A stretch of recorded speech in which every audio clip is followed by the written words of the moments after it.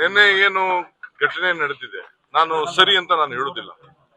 But ಬಿಜೆಪಿಯವರು ಹಿಂದೆ ಏನೇನ್ ನಡೆದಿತ್ತು ಅಂತ ಲೆಕ್ಕ ಇಟ್ಕೊಳ್ಬೇಕು. ಹಿಂದೆ ಎಲ್ಲೆಲ್ಲಿ ರೈಫಲ್ ಸಿಕ್ತು, ಎಲ್ಲೆಲ್ಲಿ ಲಾಠಿ, ಇದು ಇದು ಕತ್ತಿ, ಲಾಂಗು, ಮಚ್ಚು ಸಿಕ್ತು, ಪೊನ್ನಂಪೇಟೆ ಶಾಲೆ ಪಕ್ಕದಲ್ಲಿ ಏನಾಯ್ತು, ಇವೆಲ್ಲ ಕೂಡ ರೈಫಲ್ಗಳು ಸಿಕ್ಕಿದ್ದು, ಇವೆಲ್ಲ ಕೂಡ ನಿಮ್ದು ಎಲ್ಲ ಹಿಸ್ಟ್ರಿಗಳೆಲ್ಲ ಇದೆ. ನಾನು ಅದೆಲ್ಲ ಕರೆಕ್ಟು ಅಂತ ಹೇಳುದಿಲ್ಲ, ಇಲ್ಲ ಅವ್ನು ಯಾರೋ ಮೊಟ್ಟೆ ಹೊಡೆದು ಕರೆಕ್ಟು ಅಂತ ನಾನು ಹೇಳುದಿಲ್ಲ.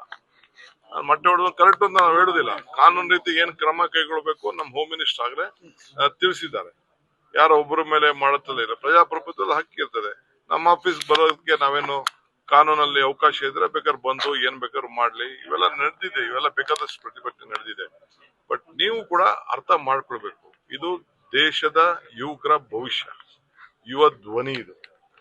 ನಾವು ಇದಕ್ಕೆ ಅವ್ರು ಯಾರಿಗೂ, ನಿಮ್ಮ ಮಕ್ಕಳೇ ಅಲ್ಲಿ ವಿದ್ಯಾಭ್ಯಾಸ ಮಾಡ್ತಾ ಇದ್ದಾರೆ, ನಿಮ್ಮ ಮಕ್ಕಳಿಗೆ ಭವಿಷ್ಯಕ್ಕೆ ಹಾಳಾಗ್ತಾ ಇದೆ. ಯಾಕೆ ಮುಚ್ಕೊಳ್ತಾ ಇದ್ದೀರಾ? ಒಪ್ಕೊಳ್ಳಿ. ರಾಜೀನಾಮೆ ಕೊಡೋದ್ರಲ್ಲಿ ಏನ್ ತಪ್ಪಿದೆ? ರಾಜೀನಾಮೆ ಕೊಟ್ಬಿಟ್ರೆ ಏನಾಗೋಗ್ತದೆ? ಪಾರ್ಲಿಮೆಂಟ್ ಅಲ್ಲಿ ಚರ್ಚೆ ಆಗ್ಲಿ, ಇವೆಲ್ಲ ಕೂಡ ಚರ್ಚೆ ಆಗ್ಬೇಕಿದು. ಪ್ರಜಾಪ್ರಭುತ್ವ ವ್ಯವಸ್ಥೆಯಲ್ಲಿ ಎಲ್ಲ ಕೂಡ ಆಗ್ಬೇಕು. ನಾವು ನಿಮ್ಗೂ ಎಷ್ಟೋ ಸಂದರ್ಭದಲ್ಲಿ ಟೀಕೆ ಬೇಡ ಅಂತ ಹೇಳ್ತೀವ. ಟೀಕೆ ಮಾಡ್ಬೇಕು. ಟೀಕೆ ಮಾಡಿದ್ರೆ ನಾವು ತಿದ್ಕೊಳ್ತೀವಿ. ನಾವು ಟೀಕೆ ಮಾಡಿದಾಗ ನೀವು ತಿದ್ಕೋಬೇಕು. ಇದು ವ್ಯವಸ್ಥೆ. ಇದು ನನ್ನ ಅಭಿಪ್ರಾಯ. ರಾಜ್ಯದಲ್ಲಿ ಕೊತ್ವಾಲ್ ಆಡಳಿತ ನಡೀತಾ ಇದೆ ಅನ್ನುವಂತ ಆರೋಪವನ್ನು ಮಾಡಿದ್ದಾರೆ. ಅವ್ರ ಖುಷಿಗೆ ಏನ್ ಬೇಕಾದ್ರು ಮಾತಾಡ್ಲಿ, ಹೆಂಗ್ ಬೇಕಾದ್ರು ಮಾತಾಡ್ಕೊಳ್ಳಿ.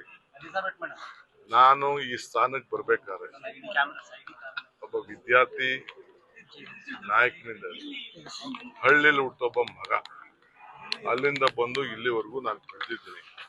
ಎಷ್ಟು ಪರಿಶುದ್ಧವಾದಂತ ರಾಜಕಾರಣ ಮಾಡ್ತಾ ಇದ್ದೀನಿ, ಪರಿಶುದ್ಧವಾದಂತ ಆಳ್ತ ಕೊಡ್ತಾ ಇದ್ದೀನಿ. ಅದನ್ನ ಅವ್ರ ಕೈಲಿ ಸಹಿಸ್ಕೊಳಕ್ ಆಗ್ಲಿಲ್ಲ ಅಂದ್ರೆ ಅವ್ರು ಬಿಟ್ಟಿದ್ದಾರೆ.